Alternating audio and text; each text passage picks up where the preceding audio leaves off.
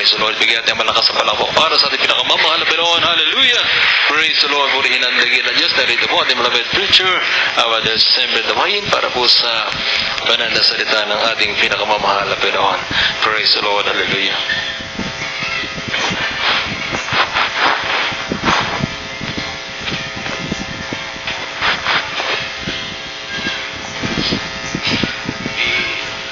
Ihabos sa akin.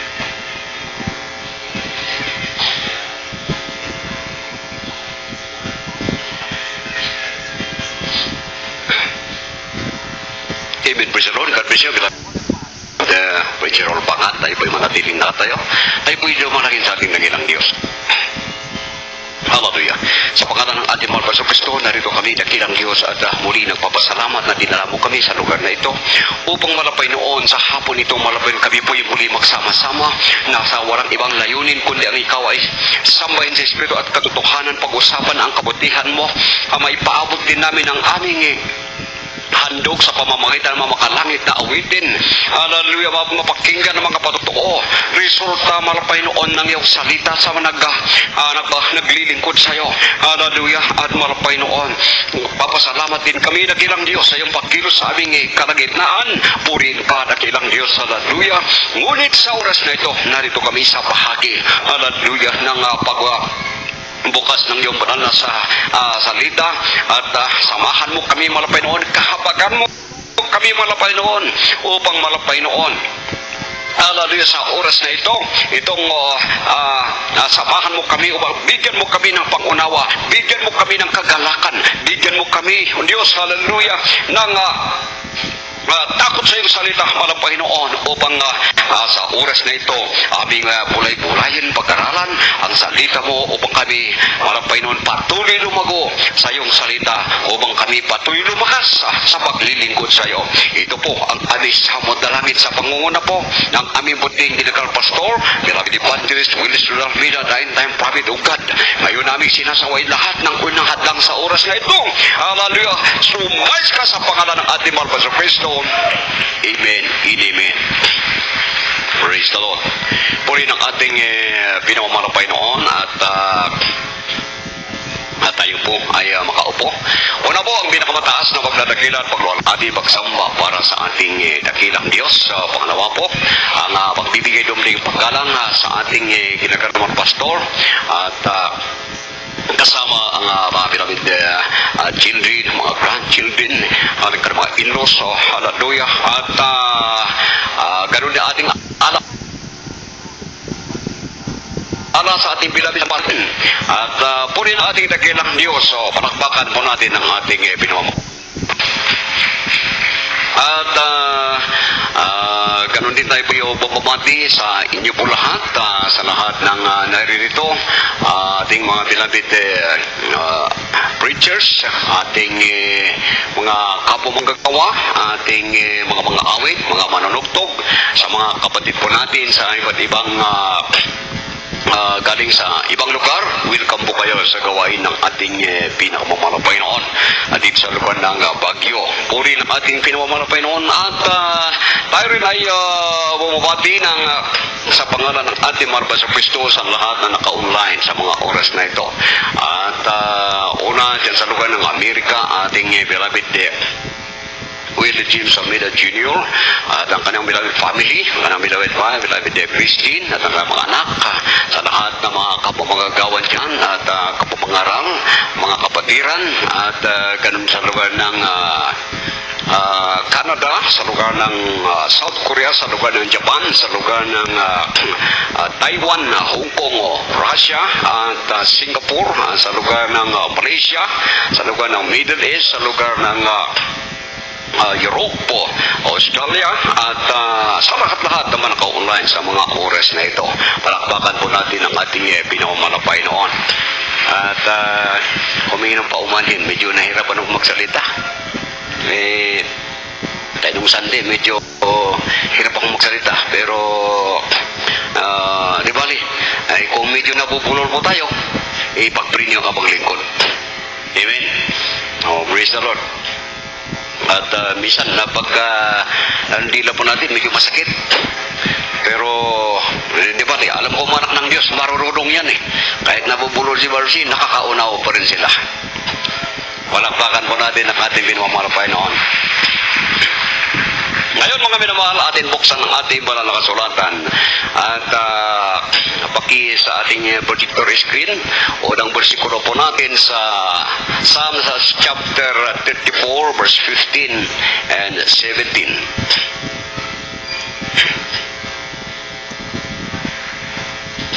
Kale. Dito sa aklat ng awit, kabanatay 54, kabanatay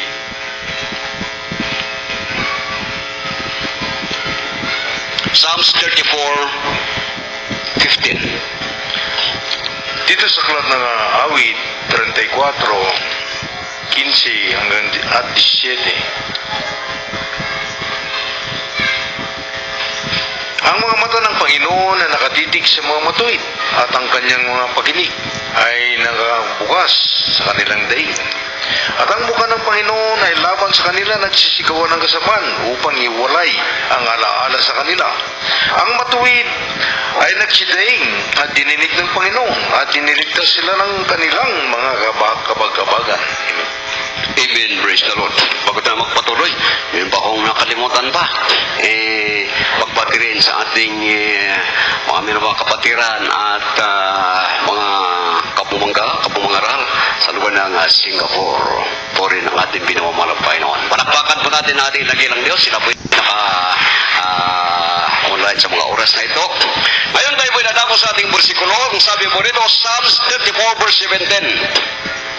Kanina po aking napapakinggan mga patotoo at isa sa aking napapakinggan, ito po sa isang salita, ito po'y pag-iingat. Amen. Pag-iingat. Ito po natin ang kahalagaan ng o kaya mabigyan po natin din ang pag-iingat. Galing sa ating pinamamahal ng Panginoon. Maganda pala maglingkod sa mga Panginoon. Dahil siya po'y nag-iingat. Pag paglingkod na siya, pag-iingatan ka. Kaya ito'y mabigyan po natin ng diin ngayon upang ang bawat isa, alamin natin anong sikreto para tayo, ang bawat anak ng Diyos ay pag-ingatan. Praise the Lord. So, sabi po rito, the eyes of the Lord is upon the righteous and His ears are open to their cry. Puri ng ating pinamamahal ng Panginoon. Kaya pag-uusapan natin ngayon, dahil ang kailangan dito, upang ang mata ng dakilang Diyos nakatingin sa iyo, nakasubaybay sa iyo, ang sabi po rito, the righteous, ang matuwid, hindi, puri ng ating pinamamahal ng Panginoon. Kaya alamin po natin, sino ang matuwid, sino ang hindi liko, ng mata ng mga Panginoon ay tinututukan niya. Sinusubaybayan ng mga Panginoon ang taong ito. Kaya alamin po natin, anong gagawin po natin upang tayo po'y maging matuwid at tayo po ay susubaybayan ng ating mga Panginoon. Saan ka pupunta, ang mata ng mga Panginoon nakatingin sa iyo. Kung mayroong masamang tao, mag-isip ng masama sa iyo, mayroong nakasubaybay sa iyo, ang mga Panginoon. Palakpakan po natin ng ating nagilang Diyos. Kaya't ngayon, sino ngayon ang matuwid? Paano natin matuwid sa harapan ng ating pinamamahal ng Panginoon? Ito po ay ating mababasa dito, Romans chapter 10 verse 4. Dito'y taga-Roma, Kapitulo 10, 4. Tani Kristo isuti panungpalan tilintag, tapno pagkagunudan ti kinalintag, titunggal maysa ang mamati. Amen. Dito sa aklat ng Roma, ang kabanatay 10:4, sapagkat si Kristo ang kinauwian ng kautusan sa ikatutuwid ng bawat sumasampalataya. Amen. Amen. Puri ng ating pinamamahal ng Panginoon. Balakbakan po natin ng ating nagilang Diyos. Mahal ng Panginoon, magpala sa kanyang salita. Ang sabi po rito, for Christ is the end of the law, for righteousness to everyone that believeth. Puri ng ating mahal ng Panginoon. Sino ang ang matuwid na sinasabi ng malakasulatan. Kailangan pag-aralan ang maraming counterfeit. Sa sanlibutan, meron din matuwid. Kaya lang, wala ang pagsubaybay na malabay noon. Ang ating pinag-uusapan, ang katwiran, ang matuwid na ito po nakalulugod sa Diyos at siya po'y sinusubaybayan ng ating malabay noon. Palakpakan po natin ang ating nagilang Diyos. So, ang sabi po rito, Christ is the end of the law. Ni Abo Jesus, tinagmurdungan tilinteg. And righteousness to everyone that believeth. Kinalintig. Kada amin nga mamati. Puri ng ating pinamamalabay noon. Kaya't mga minamahal, sabi po rito, ang matuwid sa harapan ng malapay noon, siyang sa ating malapay noon, Isos. Amen. Hindi sumasampalataya sa tradisyon, kundi sumasampalataya sa atin, mahal na Panginoon Isos. Pero kailangan pa liwanagin pa natin yan. Napakadaling banggitin yan. Naniniwala ko sa ating mahal na Panginoon Isos. Amen. Napakadali yan. Pero kailangan tayo po ay unawain po natin yan. Sino ngayon? Ang ating mahal na Kristo. Kailangan malaman natin yan. Napakadali na sabihin mo, ako'y sumasampalataya sa ating mahal na Kristo. Pero kailangan makilala mo ang ating mahal na Kristo. Para lalalim at lalalim ka kung paano ka sumasampalataya. Kaya sino ngayon ang ating mahal na Kristo? Kung ikaw ay sumasampalataya sa ating mahal na Kristo, ikaw ay naniniwala sa ating mahal na Kristo. Kilala mo ng buo sino ang ating mahal na Kristo. Puri ng ating pinamamalapay noon. Sabi ng balakasulatan, Christ is the Word. Amen? Christ is the Word. In the beginning was the Word. In the Word was with God. In the Word was God. Kaya kung ikaw ay sumasampalataya sa ating mahal na Kristo, kailangan sumasampalataya ka saan? Sa salita ng Diyos. Ang salita ng Diyos, siya po ang nagpapaliwanag kung sino ang ating mahal na Kristo. Kaya kung sabihin mo, ikaw ay sumasampalataya sa ating mahal na Kristo, kontra ka ng kontra sa salita ng Diyos, sinungaling ka. Amen. Yan ang totoo, malinaw niyan. Sinungaling ka. Dahil Christ is the Word. Palakpakan po natin ng ating pinamamahay. So kung ikaw ay naniniwala sa ating mahal na Kristo, kailangan na sa salita ng Diyos, ikaw ay sumasampalataya. Kung igagalang mo ang ating mahal na Kristo, igagalang mo ang salita ng Diyos. Palakpakan po natin mga Panginoon. Sabihin mo, ikaw ay kumikilos sa mahal na Panginoon, ikaw may takot sa mahal na Panginoon, ngunit wala kang takot sa salita ng Diyos. Sinungaling yan. Ang taong may takot sa Diyos, may takot sa salita ng Diyos. Because Christ is the Word. Palakpakan mo natin ang ating pinamamahal na Panginoon. Kaya't mga minamahal, ito'y ating pinapag-aralan dahil napakaganda ang ating napapakinggan ng mga patotoo. At isa yan ang pag-iingat. At ang pag-iingat, ito'y pangako ng ating pinamamalapa, ito'y nagaganap pa sa taong matuwid. Nang matuwid na ito, siyang sumasampalataya sa ating mahal na Kristo at sumasampalataya sa salita ng Diyos. At tingnan nyo, napakarami na sabi, ako'y naniniwala sa mahal na Panginoon. Pagdating sa salita ng Diyos, bagsak. Dahil ang salita ng Diyos, mamaya malalaman po natin sino ang salita ng Diyos. Malaman po natin yan. Ano ang salita ng Diyos? Gaano kahalaga ang salita ng Diyos? Puri ng ating pinamamalapay noon. So ito po, dagdag yan sa sikan John 1:1 ay ating mababasa 2 Timothy chapter 3 verse 16.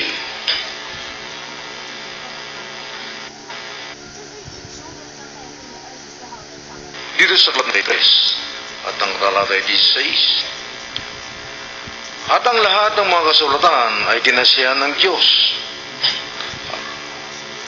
ay mapapakinabangan din naman sa pagtuturo, sa pagsansala, sa pagsaway, sa katututo na nasa katwiran.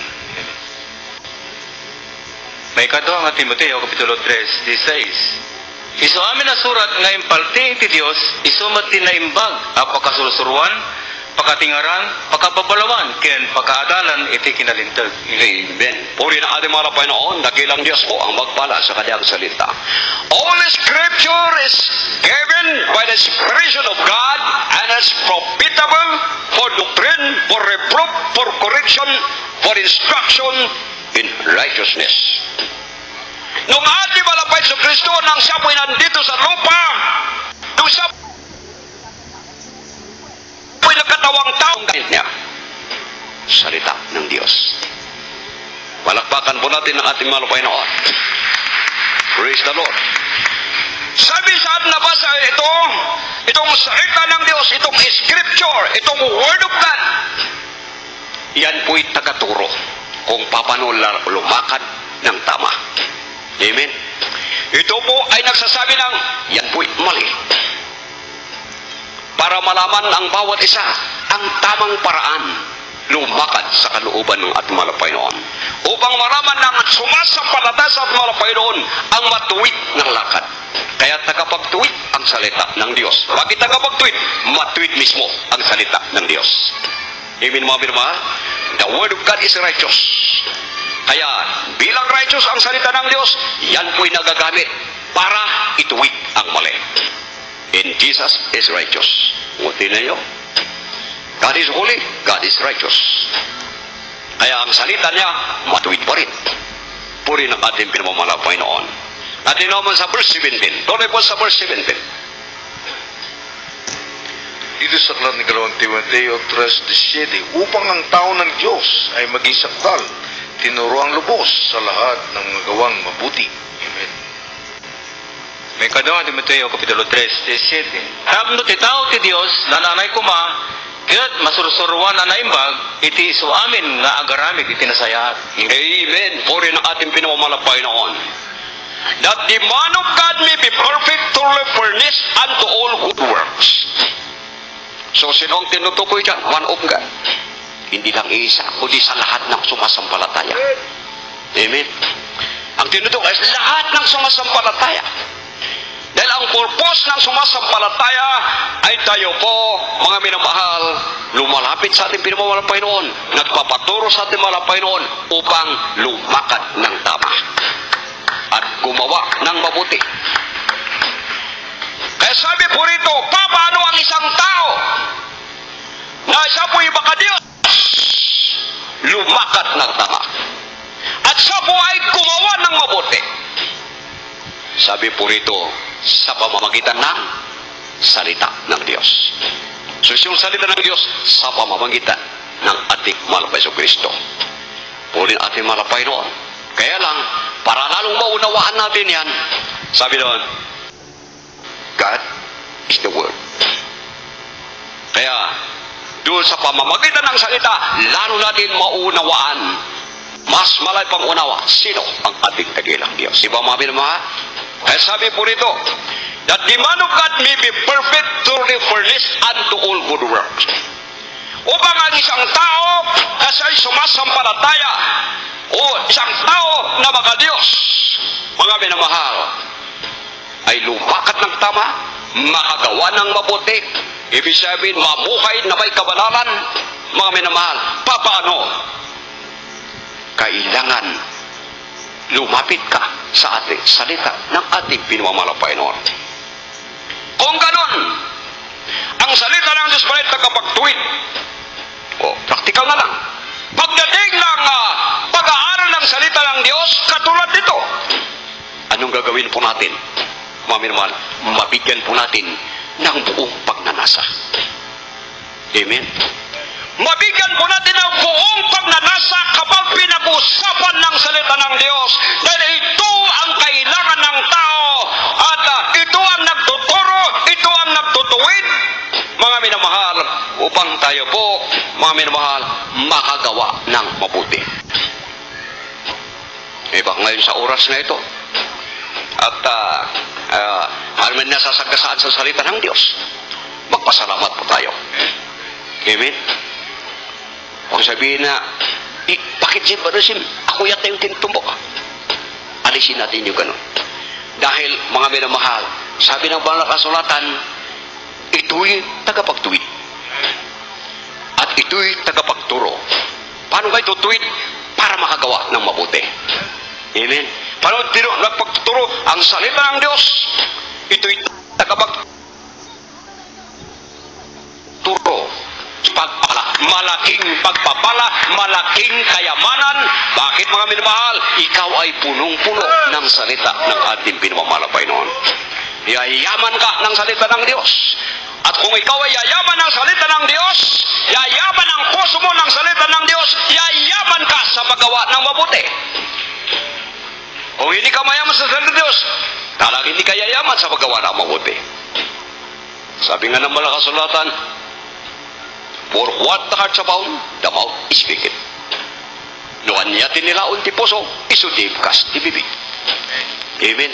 Kung anong nilalaman ng puso, yan po ang lumalabas sa ating mga labi.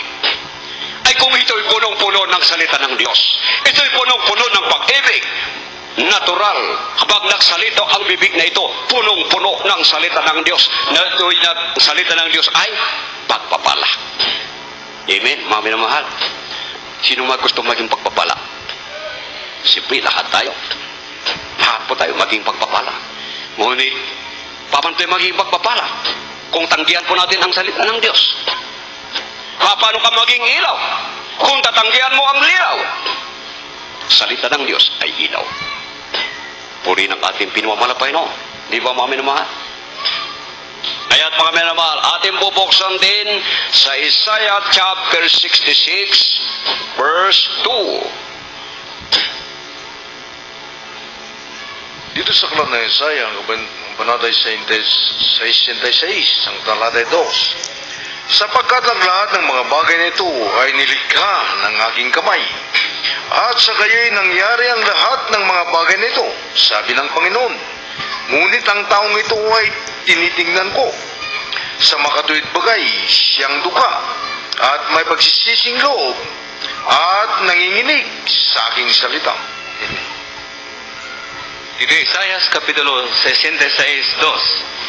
Amin dagiti abambanag, inaramid ti imag, ket ikasta at dada amin dagiti abambanag, kunani ako. Ngam ito'y atao, imatangag to dayjay madlaang nga iso, na panglaw ken na pagbabawi nga espiritu, ken dayjay nga agkintayo iti sao. Amen. Amen. Puri ng ating dakilang Diyos. Palakpakan mo natin ang ating pinamamalabay noon. At madakilang Diyos ang patuloy magpala sa kadang salita. Sabi po rito, for all those things hath mine hand made, and all those things have been, said the Lord. So, sa madaling salita, ang naglikha ng lahat ng bagay, walang iba ang ating mapalapay noon. Amen? Siya ang creator of the universe. Siyang naglikha lahat ng bagay, ating malapay noon. Itong dakilang tagapaglikha ng mundo, sabi po rito, itong lumikha ng mundong ito, lahat ng bagay, ang sabi niya, but to this man will I look. Isipin niyo ang kalaki ng nilikha ng malapay noon. The universe. Nilikha ng dakilang Diyos. Pero sabi ng versikulong ito, ngunit ang taong ito na siya po'y dukha at mapagsising loob at nanginginig sa aking salita. Sabi doon, siya ang aking, pagkasabi mo rito, but this man will I look. So, ibig sabihin, titingnan. Ikumpara natin ang laki ng tao, isang tao, sa nilikha ng ating malapay noon. Amen? The universe. Pagkatapos, yung ating kalagayan, napakaliit lamang. Pero kitang-kita ng ating malapay noon. Sipin niyo yan, ha? Anong laki natin? Ikukumpara natin sa nilikha ng malapay noon. Itong kalaki po natin, halos hindi ka makita. Pero sabi ng malapay noon, but this man will I know. Itong taong ito ay aking tinitingnan. Ibig sabihin, sa kabila, kahit ikaw ay napakaliit, ikaw malapay noon. Palakpakan po natin ang ating nakitang Diyos. So, ano ito? Mami na mahal, sabi po rito, is the poor and contrite heart and tremble at my word. So, una, bigyan mo tanan ng, sabi po, the poor, dukha. Dukha. Na pobre. Oh. Ngayon, mga minamahal, dahil ito'y Biblia ang ating kaharap, natural, ang ating paliwanag ay nagmumula sa Biblia. Puri ng ating pinamamalapay noon. So, anong tinutukoy na dukha? Kung literal na dukha ang pag-uusapan po natin, siya po'y mahirap. Anong gusto ng mahirap? Gustong yumaman. Amen? Siyempre, kung ikaw ay talagang wala-wala, anong pinakamalaga sa'yo? Gusto mong yumaman. Yan ang totoo niyan. Di ba? Kahit pupunta ka siguro sa sisinod, makita mo yung mga kabag-kabag yan na talagang walang-wala. Siguro tanungin, ano kailangan mo? Eh, gustong magkaroon ng aking mga pangangailangan. Sabi doon, the poor, madukha. Pero sa pala nakasulatan, ang tinutukoy ng mga dukha, ito po'y dukha sa espiritual. Kung inaamin mo na ikaw ay dukha sa espiritual, anong ambisyon mo? Gusto mong mayaman sa espiritual. Amen. Gusto mong maging mayaman sa espiritual. So dahil gusto mong yumaman sa espiritual, paano ka yayaman ngayon? Yayaman ka kung makikinig ka ng salita ng Diyos. Yayaman ka kung napapakinggan mo, ilalagay mo sa puso mo. Purin malapay noon, yayaman ka sa salita ng ating pinamamalapay noon. Pag yayaman ka sa salita ng Diyos, yayaman ka sa ating malapay sa Kristo. Jesus is the Word. Palakpakan po natin ang ating pinamamalapay noon. So sabi po rito, sabi pa rin sa Matthew chapter 5 verse 3. May singit pa lang natin. Sabi noon, blessed are the poor in spirit, for theirs is the kingdom of heaven. Tignan nyo. Na lang isang tao pag sinabi ng inarin ng sapoy mayaman, natural, ang resulta, hindi na mga ngailangan yan. Ang sasabihin yan, sapat na ako. Pero ang tao nagsabi, hindi ako sapat. Magsisikap yan, maging sapat. Palakpakan po natin ang ating pinamamalapay noon. Anong kasunod? Sabi doon, balik po tayo sa ating versikulo kanina sa may 66, Isaiah chapter 66 verse 2. Anong kasunod? Contrite spirit. Anong pagkasabi doon? Mapagsising loob? Kaya hindi pakibasa. Dito sa kalat ng Isaiah, ang kabandatang 66 ng talatay 2, sapagkat lahat ng mga bagay na ito ay nilikha ng aking kamay, at sa kayo'y mangyari ang lahat ng mga bagay nito, sabi ng Panginoon. Ngunit ang taong ito ay titignan ko. Sa makatuwid bagay siyang dukha at may pagsisising loob at nanginginig sa aking salita. Amen. Praise the Lord. Nagsisising loob, mapagsising loob, contrite spirit. Managbabawi. Puri na ating pinamamalapay noon. So, ibig sabihin, itong tao na siya po ay pag siya po'y nagkulang, siya po'y nagkasala, gano'n ang kanyang pagsisisi? Pag tinuwid, nandun yung pagsisisi. Amen? Hindi magsisisi pag nahuli na. May gano'n eh. Pag nahuli na, saka magsisi. Hindi yung nalaman, lalo pag nabasa na yung wala na kasulatan, mali pala yung ginawa ko. Kahit walang nakakakita, buong puso niya, nasabi, malapay noon, ako pala yung nagkasala, patawarin mo ako. Hindi nag-aantay na may manghuli pa. napilitan lang yun eh. Di ba? Napilitan lang yun. Nahuli na eh. Ang gusto ng malapay noon, yung buong puso. Pag nalaman na siya, mari pa mag-volunteer yan, kahit hindi sasabihin mag-fasting, malapay noon, magpapasting na lang ako.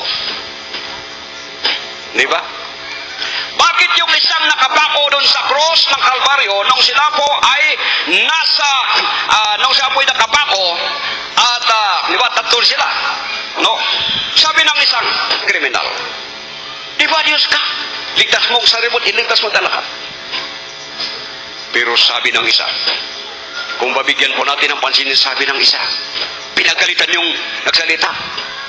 O yan alas yung kanyang pinagalitan na review. Sabi niya, ang taong ito, walang kasalanan. Tayo dapat magdusa. Ano nakita niyo nun? Tanggap niya ang kanyang pagkukulang. Amen? Tanggap niya kagad ang pagkukulang. Hindi kinahiya. Marami nakikinig doon. Pero, natural ba nakarinig? At sinabi niya, tayo dapat magdusa. Anihin natin. Bayad ng ating pagkakasala.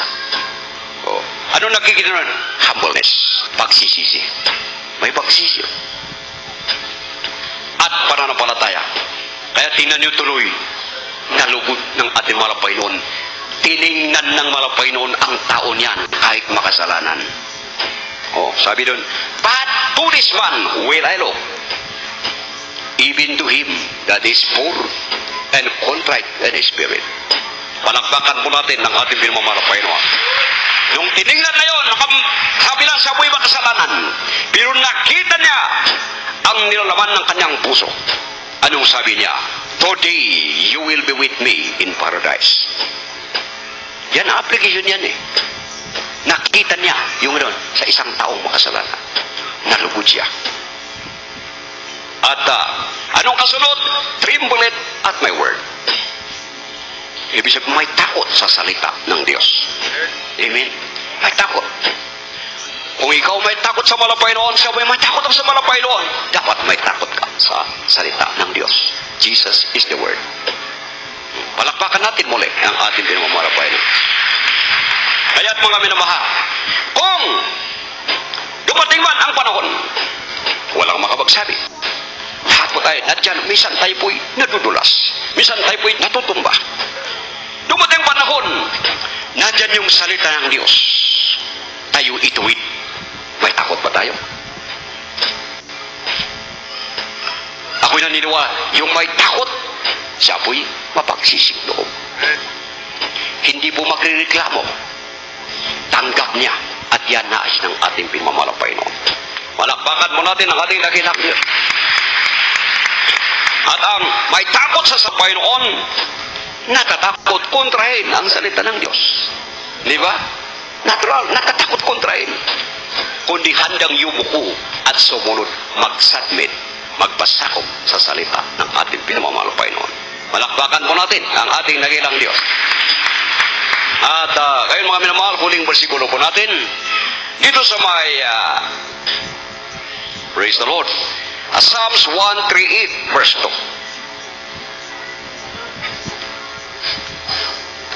Dito sa aklat ng awit, ang kabanata 138,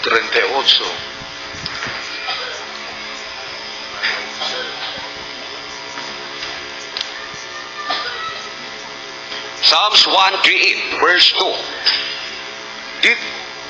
ako'y sasamba sa dako ng iyong banal na templo at magpapasalamat sa iyong pangalan dahil sa iyong kagandang loob at dahil sa iyong katotohanan, sapagkat iyong dinadakila ang iyong salita sa iyong buong pangalan. Amen.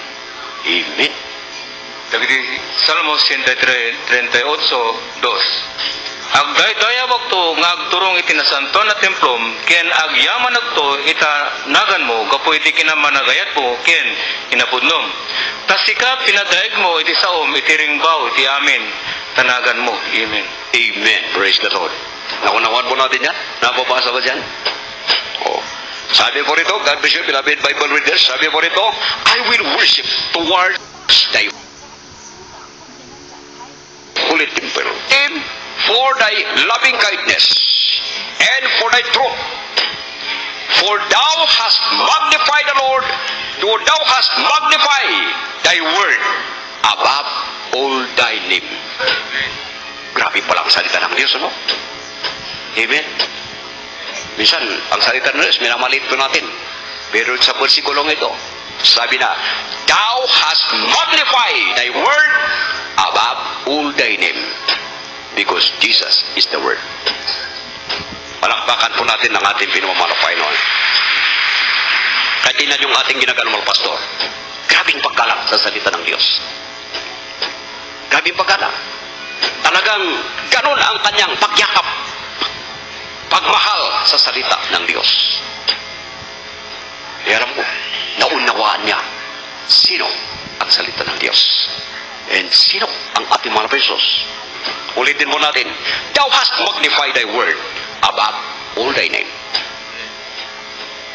Kaya't mga minamahal, kapag nandito po tayo at nag-aaral ng salita ng ating pinamamahal na Panginoon, ang siyang umiibig sa Diyos, umiibig sa ating mahal na Kristo, isang tiyak, umiibig sa salita ng Diyos. Kung hindi siya umiibig sa salita ng Diyos, may malaking katanungan. Amen? May malaking katanungan. Pero tingnan nyo, yung mga taong umiibig sa Diyos, mayaman sa paggawa ng salita ng malapay noon. So, yung salita ng Diyos na kayamanan, nasa puso, hindi nandito. Kasi pag nandito, hanggang debate na. Di ba mga minamahal? Pero pag nandito, natural, pag manipis yan, mabuti. Palakpakan po natin mga Panginoon. So, maraming may alam sa salita ng Diyos. Pero, hindi nilalagay sa tamang lalagyan. Ilagay mo sa puso mo. Ibigin mo. Pag ilagay mo yan, yan po magpamanipis sa iyong buhay. Palakpakan po natin ating pinamamalapay doon. Kaya kapag nagmanipis yan, ang salita ng Diyos sumasayo, nandyan yung power sa iyo. Amen mo, amin naman. Nandyan yung power sa iyo. Kaya nandyan yung mata at nakatingin ang dakilang Diyos sa iyo. Dahil nasa iyo mismo. Puri ng ating pinamamalampay noon. Maraming salamat sa ating dakilang Diyos. Kakabagan tayo ng ating pinamamalampay noon.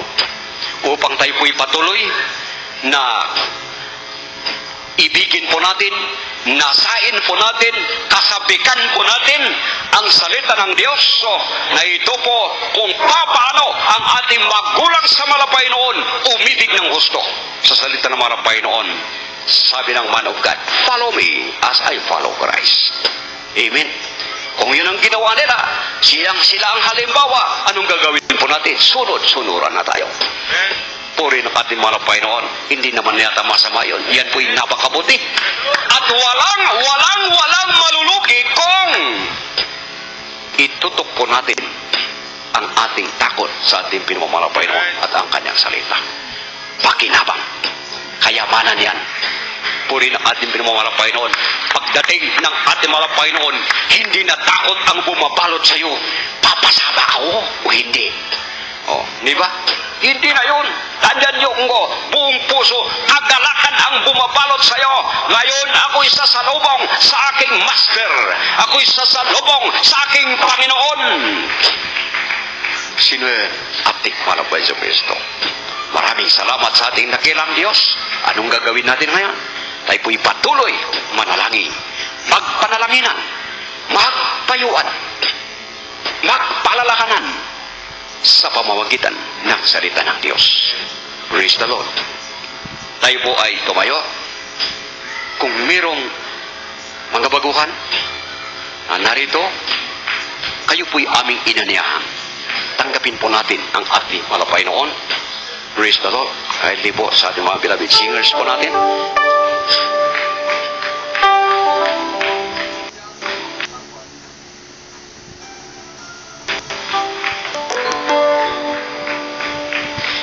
Your heart is on this sparrow,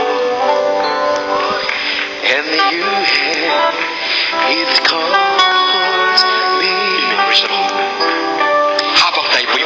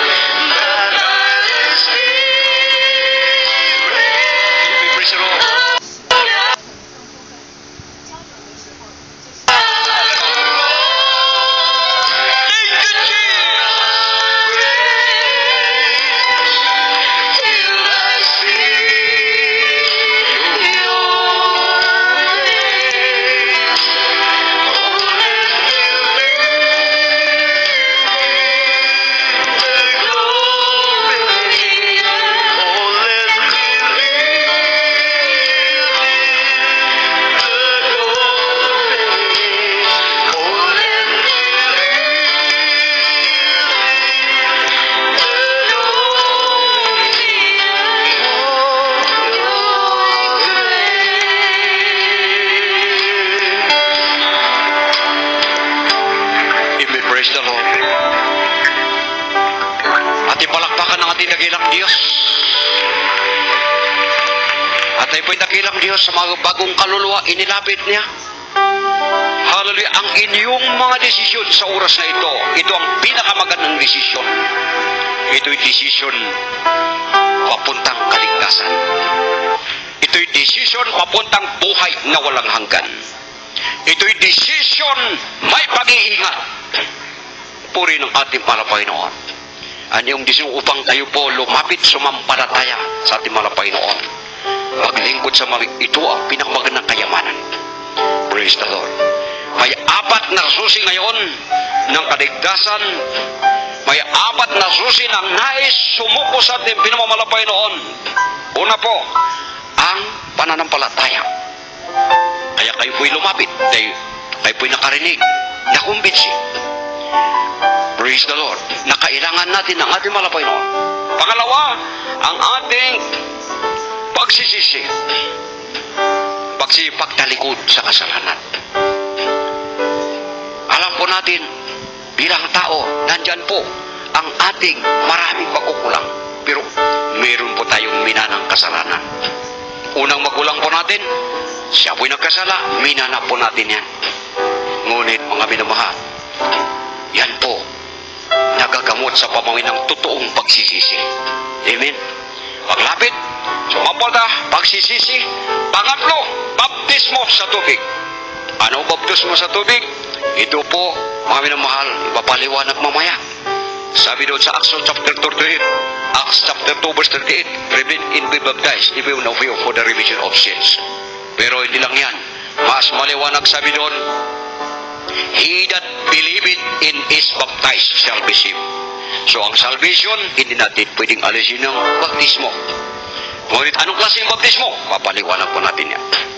At anong kasunod? Mami na mga, ang ating, praise the Lord, anong kasunod? Yan po ang ating pagtanggap ng kaloob ng Espiritu Santo. Pero ngayon, anong gagawin po natin? Yung formal na ating tanggapin, kilalanin ang ating mga Panginoon, papasukin po natin sa ating mga puso sa pamamagitan ng panalangin. Tayo po ay manalangin, sumunod po kayo. Mahal na Panginoon Jesucristo, sumunod po kayo. Mahal na Jesucristo, kami po ay nagpapasalamat sa iyong dakilang pag-ibig. Dinala mo kami sa lugar na ito upang aming masaksihan at mapakinggan ang mabuting balita. Totoong mabuting balita. Opo, mahal na Panginoon, narito kami ngayon, nagpapakumbaba. Aming binubukas ang aming puso. Tinatanggap ka namin bilang aming Diyos, aming Panginoon, aming tagapagligtas. Mahal na Panginoon, isulat mo ang aming pangalan. Gawin mo kami tunay na anak mo. Hallelujah, tagapagmana ng buhay na walang hanggan. Mahal na Panginoon Jesucristo, habagan mo kami. Pakinggan mo ang aming totoong pagsisisi, ang aming panalangin, ang aming paglapit sa iyo. Patawarin mo kami, mahal na Panginoon. Sa pangalan ng ating mahal na Jesucristo, ito po ang aming dalangin. Sa pangunguna po ng aming buting little pastor, Beloved Evangelist Willis Almeida. Amen. Amen. Kami po'y manalangin sa po ng aming buting ginagalmal pastor, Beloved Evangelist Willis Almeida. Isulat mo ang kanilang pangalan sa aklat ng buhay. Nawa ito po'y hindi huli, kundi umpisa ng kanilang paglilingkod sa iyo. Mahal na Panginoon, kahabagan mo sila. Tawarin mo sila. Dalangin po namin. Gamitin mo sila, mahal na Panginoon, sa kamamahal sa buhay. Opo, dakilang Diyos, aming isinasamo na sila po, alalayan mo sila. Magpapatuloy, maglilingkod sa iyo. Sa pangalan ng ating mahal na Jesucristo. Amen. Amen. Praise the Lord. Puri ng ating pinamamalang Panginoon, mamaya kayo po'y paliwanagan patungkol sa baptismo at maraming baptismo. Kung maraming reliyon, maraming baptismo. Ngunit dito po, ang baptismo po natin ayon sa salita ng ating pinamamalang Panginoon. Papaliwanag sa inyo, libre po kayo magtatanong para kung ano mga katanungan, magtanong lang kayo. Mas lalo kami natutuwa kung kayo po'y magtanong. Ngayon tapo'y dadako ngayon sa ating panalangin sa lahat ng ating pangangailangan. Alam natin na lahat po tayo may pangangailangan. Maaari ito po'y kagalingan ng karamdaman, maaari ito po'y kalutasan ng problema, maaari ito po ang ating mga kahinaan, at tayo mismo ang nakakalam niyan. Wala po di bang lalapitan? Marbeso Cristo lamang. Praise the Lord. Siya ang ating dakilang tagapagligtas. Praise the Lord. Kaya ngayon, mga minamahal, mga datihan at baguhan, ang bawat isa, ilapit po natin. Buong puso, buong pananampalataya, ang ating Marbeso Cristo, siya ang lulutas dyan. Siya ang magpapagaling.